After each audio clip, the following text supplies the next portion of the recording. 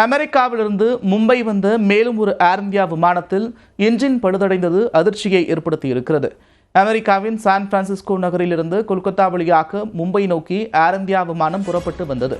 திட்டமிட்டபடி நள்ளிரவு 12:45 மணியளவில் விமானம் கொல்கத்தா விமான நிலையத்தில் தரையிறங்கியது. அங்கிருந்து மும்பை புறப்படவிருந்த நிலையில் விமானத்தின் இடது பக்க என்ஜின் முழுமையாக செயலிழந்ததை விமானி கண்டறிந்தார். இதனால் விமானம் முன்பே புறப்படுவதில் தாமதம் ஏற்பட்டது.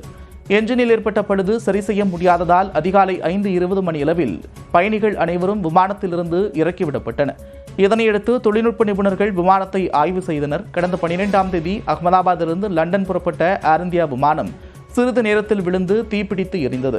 நேற்று ஹாங்காங்கிலிருந்து டெல்லி புறப்பட்ட ஏர் இந்தியா விமானத்தில் தொழில்நுட்ப கோளாறு ஏற்பட்டதை தொடர்ந்து ஹாங்காங்கில் அவசரமாக தரையிறக்கப்பட்டது. ஏர் இந்தியா விமானங்களில் அடுத்தடுத்து தொழில்நுட்ப கோளாறு ஏற்பட்டு வருவது பயணிகளுக்கிடையே கலக்கத்தை ஏற்படுத்தியுள்ளது. என்ஜின் கோளாறை சரி செய்ய முடியாததால் கொல்கத்தாவில் 5 மணி நேரத்திற்கு பிறகு இறக்கிவிடப்பட்டதால் அதிருப்தி தெரிவித்துள்ள பயணிகள் பறக்கும்போது ஏதேனும் அசம்பாவிதம் நிகழ்ந்திருந்தால் என்ன செய்திருக்க முடியும் என்று கேள்வி எழுப்பியுள்ளனர்.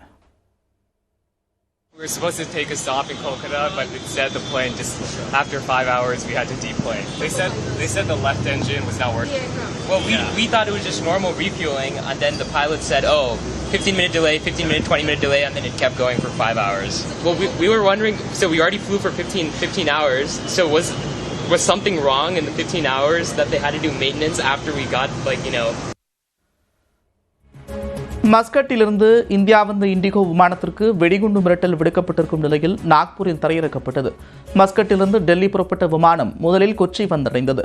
அப்போது விமானத்தில் வெடிகுண்டு இருப்பதாக கொச்சி விமான நிலையத்திற்கு இமெயில் மூலம் மிரட்டல் வந்தது.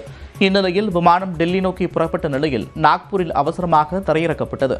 பயணிகள் அனைவரும் இறக்கிவிட்ட பின்னர் விமானம் முழுமையாக சோதனையிடப்பட்டது. சோதனையில் வெடிகுண்டு மிரட்டல் புரளி என்று தெரியவந்திருப்பதாக அதிகாரிகள் கூறினர்.